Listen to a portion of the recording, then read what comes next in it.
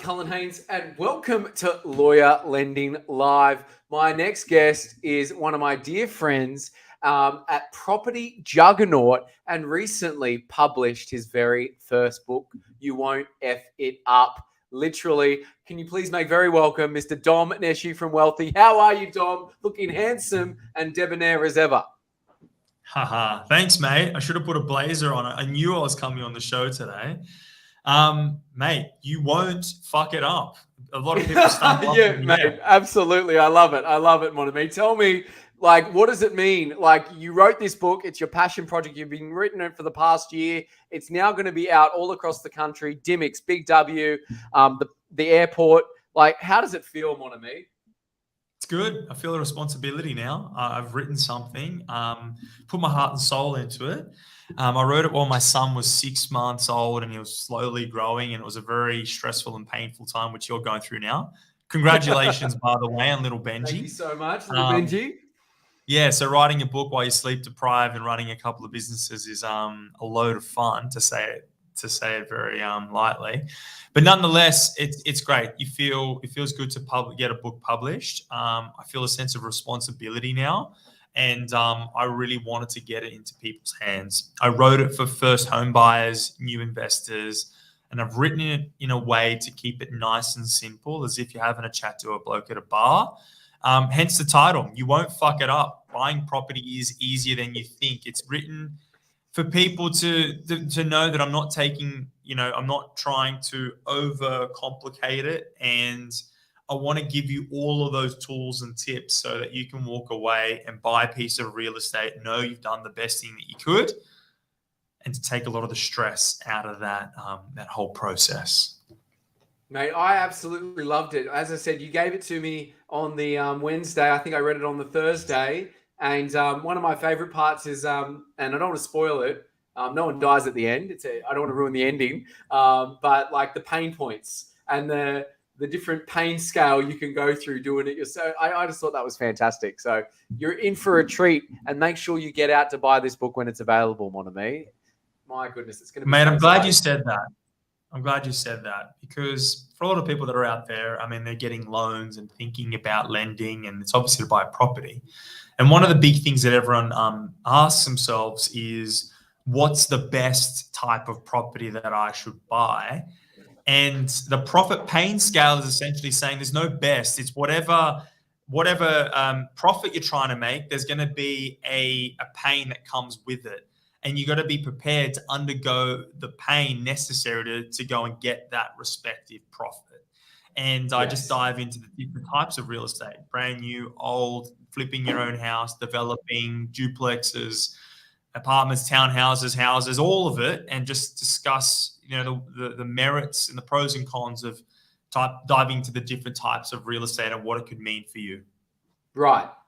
And, the question on everyone's lips, my friend, is, and a lot of my clients got their pre-approvals. They had it like gym memberships. They had it, but they've never used it. But now they're coming saying, is now the time to buy with rising interest rates? I'm putting you that question. We've got people tuning in. And I'd endeavor to say, look, it's 326 people. If you have questions, make sure you put them in the comments and ask this juggernaut right now. But is it now the right time to buy, Dom? It's a question to answer, and the reason why is because it is a very personal thing. I do believe just buy when you can afford it, and it depends on what you're trying to buy as well. I was chatting to a friend of mine, and they manage a couple $100 million worth of real estate in commercial, industrial. They have some residential projects as well. They've just recently bought their own home. I'm looking to buy my own home. And I asked him that question, from a man that's got a few $100 million in property, is now a good time to buy? And I like to get the different types of responses. There are a number of things that are putting downward pressure on real estate, and the foremost above them is interest rates. They're continuing to rise, but there is a general consensus that it's slowing down and there's not that many rate rises ahead. And with that brings an element of confidence that there is a light at the end of the tunnel. And once they do pause and maybe they do stop and start to decrease, confidence will come back into the market. Now, the reason why they've been rising is because the economy is so strong, because jobs market's so tight, the property prices grew by 30%, inflation was high, and they needed to slow things down a bit. And now we're starting to see a bit of a slowdown, particularly in real estate. Now, depending on what type of real estate you're buying, you can go out and get a really good deal. If you're out there looking to buy your own home, it's a very personal thing. And you're looking to stay in that house, that sense of security, that place for your kids for the next 5, 10, 15, maybe 20 years. So it needs to tick boxes for you, and it doesn't matter necessarily where we are in the market. It matters. It's a personal question. What do you want out of this piece of real estate? But if you're thinking that there's going to be another 10% discount in the property market, I don't think that we're going to see that. And the reason why is because we're at record levels of low stock. Hardly anyone is selling their stock, their real estate. Everyone's holding on to the property that they've got. They've got about a year's worth of savings in their offset account, and it looks like that there's no mortgage stress so far. The brand new real estate coming onto the market, there is about 70% drop off in the approvals ratings, and that's people getting their development applications approved to then go and build real estate. There's not a lot coming. And then on top of all that, we're going back to pre-pandemic levels of migration. So we've got, it's projected that we're going to have a couple 100,000 people, nearly 200,000 people coming into the country every single year. We've got students coming back into the country. Tourism's at basically pre-pandemic levels. So there's hundreds of thousands of people coming into the country looking to rent real estate. And on top of that, the government is looking to fast track nearly 900,000 people that are sitting in backlog trying to get their permanent residency. Once they come off their PR, they go from being a renter to a purchaser because lending becomes easier. So there's a lot of pent-up demand in the system. There's low levels of supply. And although interest rates are going up and debt is expensive, it's only really expensive relative to where we've come from. 2% interest rate is very, very low. And now we're at sort of 5%, which is still below the long-term average. And yes, it's going to cause pain, but should you go buy real estate now, which is the original question? Yes. Yes. Things that you can afford, go and buy it. And when the time is right. Way to get there. No, of course. And, that anecdotally, I was speaking to one of my friends in hotels, that pandemic levels of occupancy in the hotels were 5 to 10%. Now it's back to 70, 80, 90%. So those little, little tidbits out in the market, those little pulse checks things are happening and the economy is going to keep on going. In terms of, engaging Wealthi for an owner occupied, I know you specialize in, off the plan investment. Like, what do you say to people buying, like caught up in the emotion of buying their home, and, overbidding at auction or, going from place to place to find their perfect, like, do you give them any tidbits on the owner occupied to remove some of that emotion if it's possible? Well, the thing I have to say about buying your own home is try and take some emotion out of it, because it may be your own home for now or your perfect home for now. I treat real estate more as a business. Obviously, I run a real estate business, but I treat each deal as like a business transaction, and I'm not so emotionally attached. Every piece of real estate has a price. If I were to buy my own home, I'm looking now and I'll buy something, and someone were to offer me a certain price, I wouldn't be so emotionally attached to say, no, I'm never going to sell the place. And I'm also not deluded enough to think that this house is my forever home. I feel like we've transitioned away from staying in real estate for 20 or 30 years. We've become a more mobile, transient sort of people. And our requirements that we want from real estate changes over time. Our households, we have more babies, we want to change it. So from that standpoint, I like to look at buying real estate as a stepping stone. Does it get me to where I need to go? It's the next rung on the ladder.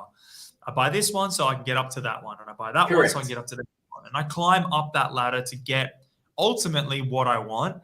But Cullen, every time you reach a goal, your goals expand, you get bigger, and then you end up wanting something more. So maybe that's just me projecting. Striving and never arriving, mon ami. You're always looking for the next thing.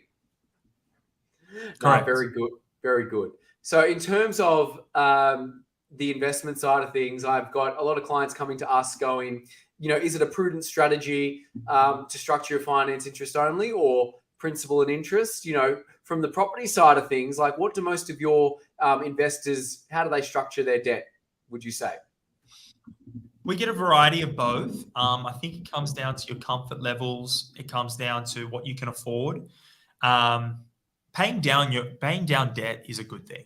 Fundamentally, it's a good thing. Good man. Good man. Paying down debt's a great thing to do. Now, some people like to structure their investment debt as going interest only. And the reason why they do that is because that principal repayment, they can use that amount of money to pay down their own home faster or save additional cash. Yes. And they use the time in the market. So if you've bought a property for $1 million, you've got 800K worth of debt, and you say interest only. 10 years later, that property, say 15 years later, that property is worth 2 million, and you kept it interest only the whole time. Your debt is stayed at that 800,000, and now you've got $1.2 million worth of equity in that property. Now, the goal in investing is to then actually increase your debt. So that's why they don't pay their debt down off, because at some point in time, they're going to come back to you, Cullen, and say, listen, I got equity.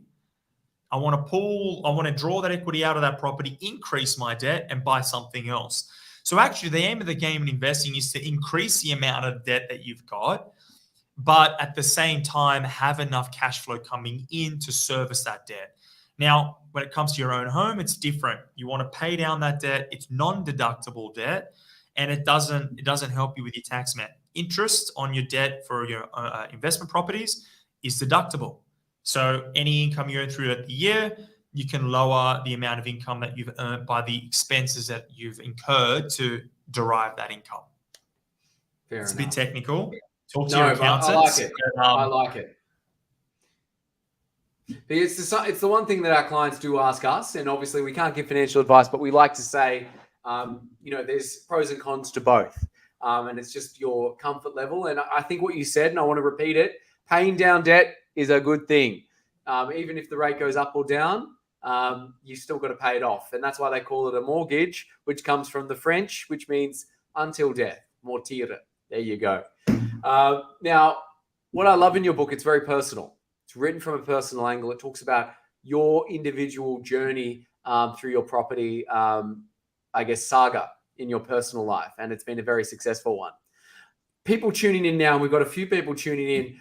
What would be, the top 2 or 3 things you wish you would have known starting from the very start? You're about to make your first investment. What do you wish someone told you, or future Dom went back in time to say, hey, you need to know this before you do anything?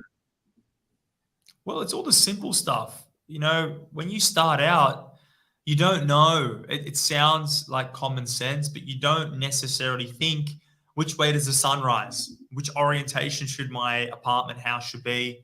Correct. How big should an apartment be? What's the standard size for a 1 or a 2 bedroom? Should I have 1 bathroom, 2 bathroom, a car spot? What location should I be buying in? All these what location is a big question, but all the simple stuff is really hard to get your head around.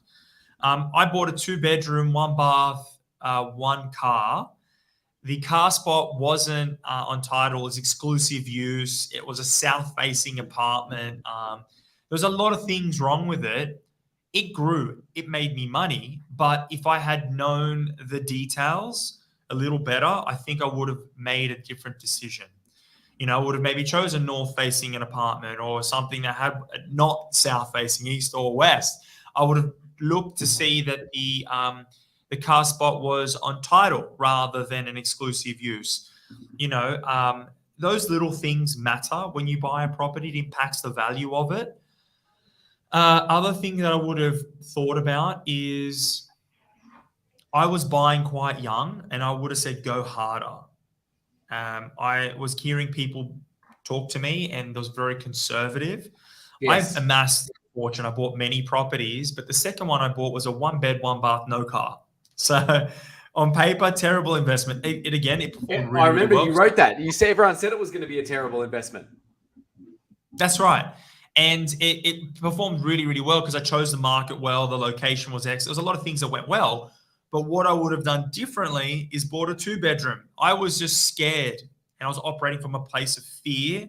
And I was 23 or 24 and I didn't have any good guidance. And I said, let's go conservative. Let's play it safe. So I bought something really cheap and I should have spent an extra $80,000 or $90,000 and bought the 2-bedroom. So stuff like that. My book would have been very helpful to me at 22. If only you could go back in time and do that. Oh my goodness. So it seems to me that the sentiment we're talking about, at least in the current market, is there's always opportunity, whether it's sharp rates or rising rates. Do you believe it's time in or time in the market, Dom? It's always, always, always time in the market. People generally are losing money if they're flipping real estate. If you're trying to get out of that property within a year, you're effectively a developer. And unless you're doing it as a day job, it's very, very difficult. People chasing a profit, there's an equal level of pain. That's what we talk about. So there's an opportunity in every market.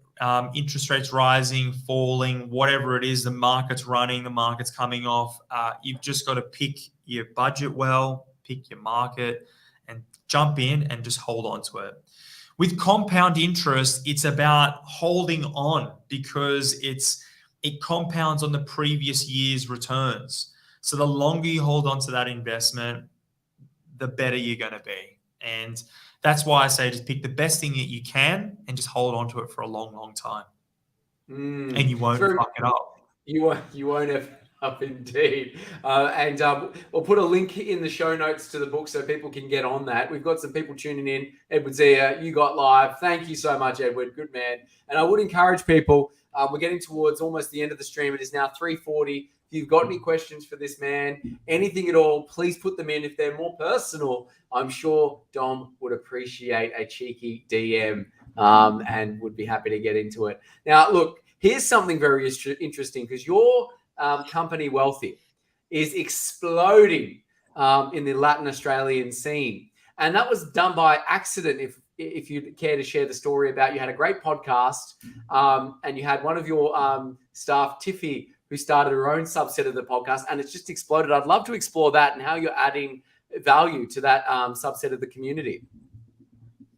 Well, Latin Americans, they're leaving their country, and it's one of Latin America's actually biggest exports. Shame to Latin America, but they've got all these bright, young people leaving the country because of a number of difficulties, whether it's inflation, political instability, just problems back at home. And they work their asses off. They've got degrees, they're studying, they've got to navigate a system to try and get, their permanent residencies and visas and all that kind of stuff.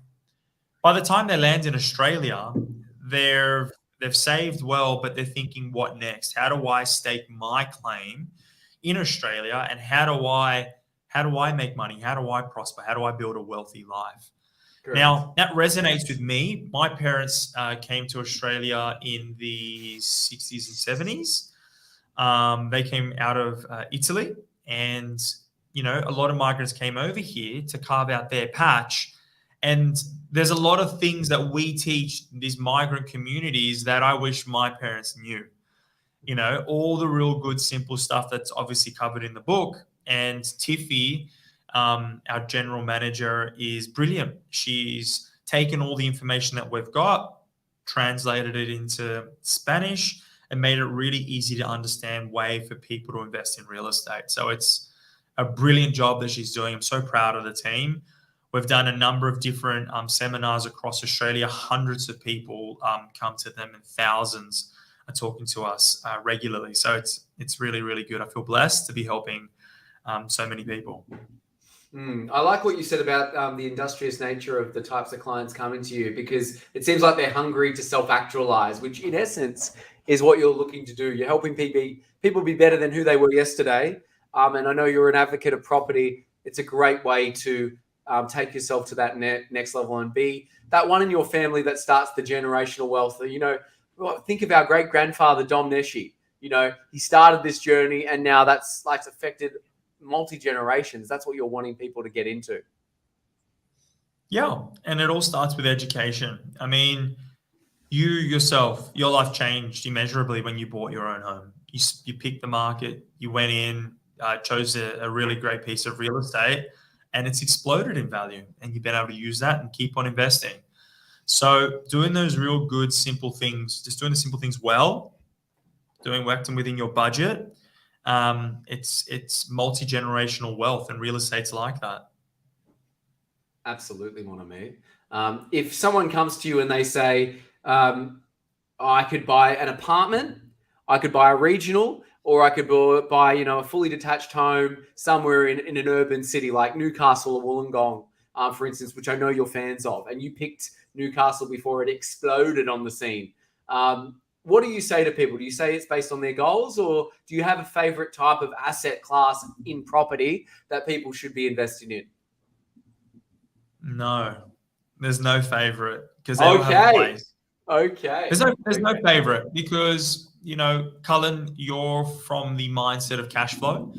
And, for you and your budget, you might want to go buy 4 one-bedroom apartments. And, you've got a small building. It's effectively a commercial asset, but it's residential. You've got a bunch of one-bedrooms that are renting incredibly well, paying down your debt.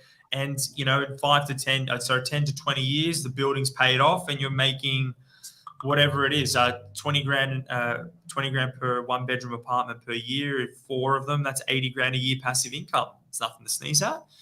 But that may not necessarily grow as fast as buying a big plot of land with a big house on it. And that big house and land may not get as much rent, but the growth may be explosive.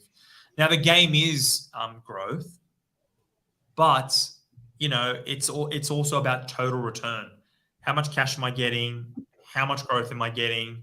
You've got debt on the asset, and then at the end of the day, it's your personal preferences. And can you sleep at night? If you were to lose your job, will that investment still pay for itself? If you were to die, will your wife be able to inherit the asset and look after your family? It's all these bigger questions. It is an emotional decision as much as it is analytical. You use the analytics to pick the investment that's right for you, which is that sense of security. No, absolutely. Okay. And I think that answered it quite well. And the name of the book, I just want to circle back. You said it was Your Old Boss. That's where the story comes from. I'd love to shed a little bit of light before we close out, mon ami, because people are tuning in. They're saying, "What does this mean? You won't fuck it up. What are we talking about? Where does that come from?" So my old boss, when I first started as a financial planner, I was 21, 22, and I had this grey-haired financial planner, been in the industry a long time. And he'd say, "Dom, property's easy. You just have to not fuck it up." And that resonated with me. And I've gone on to, build a couple of businesses, and I've got a successful real estate investment business now. And I've seen how people lose money in real estate, and it's overcomplicating it, trying to do too much. And it's the people that didn't fuck it up, the people that just bought a good piece of real estate, they acted within their means, they were patient enough to allow the investment to grow. They were the ones that succeeded the most. So that's where it comes from.